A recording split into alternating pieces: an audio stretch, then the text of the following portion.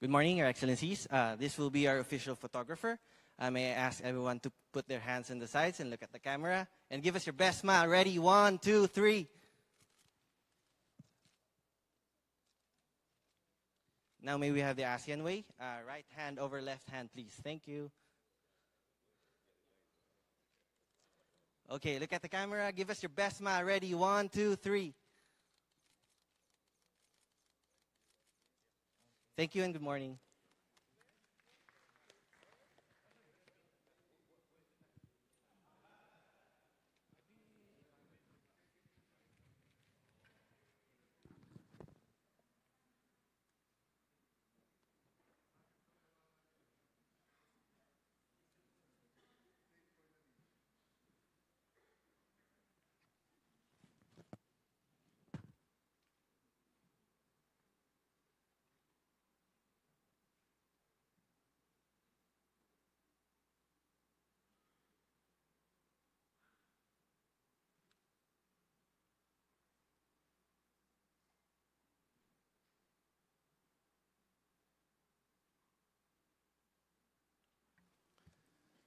Good morning, Your Excellencies.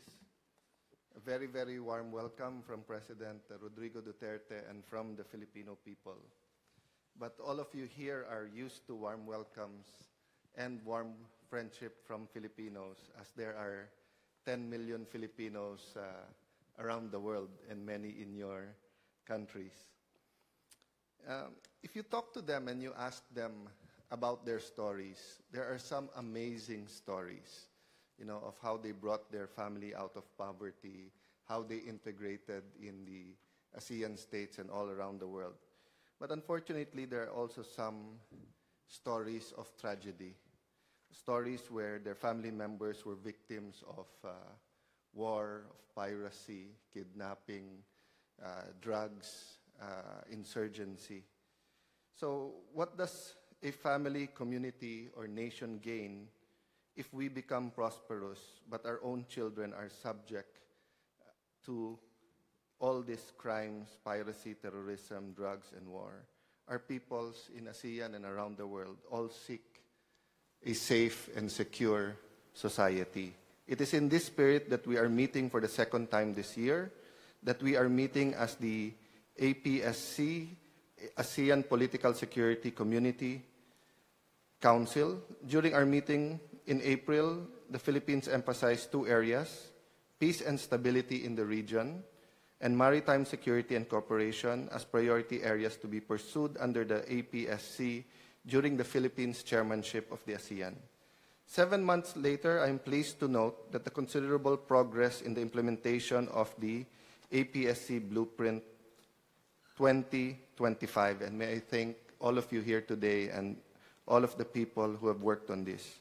As we discussed in detail during the report of the ASEAN Secretary General in the relevant agenda item in our meeting, most importantly, we have made significant strides in our joint efforts to ensure peace and stability in the region, including progress in maritime security and cooperation through the relevant ASEAN-led bodies and mechanisms. On maritime security and cooperation, I am particularly pleased with the recent adoption of the framework on the Code of Conduct in the South China Sea. This development paves the way for the start of the actual consultation on the COC, which our leaders are expected to formally announce tomorrow, and which all of us want to pursue vigorously. We are looking forward to the adoption by the leaders of the ASEAN and China on the Declaration on a Decade of Coastal and Maritime Environment Protection in the South China Sea, which would further boost maritime cooperation in marine environmental protection as a component of the full and effective implementation of the DOC. At the sub-regional level, we have established trilateral cooperation with Indonesia and Malaysia, and the Filipino people thank the Indonesians and Malaysians for your support and help, as well as the other countries who help us during our time in need in Marawi, to improve security in the Sulu and Sulawesi Sea. These are but a few examples of how much we can do together in addressing common areas of interest, but they nonetheless clearly demonstrate our unrelenting resolve under the APSC pillar to respond to the needs of our people. With the end of view of building a rule-based, people-oriented, and people-centered community. Amidst this milestone, it cannot be denied that there are events that compete for our attention.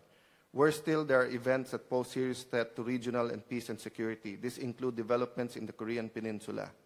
This year alone, we have issued 6 ASEAN statements in response to the developments in the Korean Peninsula, one of which I have the distinct honor of personally handling to the DPRK Foreign Minister at the sidelines of the ASEAN Regional Forum in August upon your instruction, Your Excellencies. We are also painfully aware of the lingering and growing threat of terrorism and violent extremism within and beyond our region.